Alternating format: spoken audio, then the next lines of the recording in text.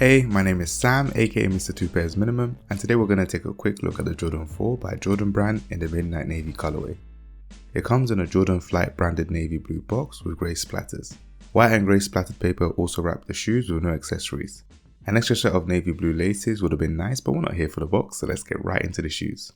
If these sneakers look familiar to you, don't worry, it's because it shares the same original color blocking as the white cements, but this time in navy.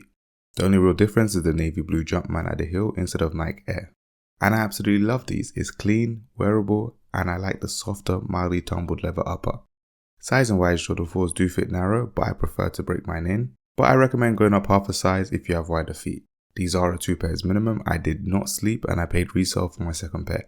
I've had these in my rotation since they came out last year, definitely one of 2022's best releases. As usual, purchase links will be in the YouTube description. While you're there, hit the like and subscribe button and comment Navy to show me you enjoyed this video. Now let's discuss, did you pick these up, miss out, or did you pass? Let me know your thoughts in the comments below. Apart from that, have a good day.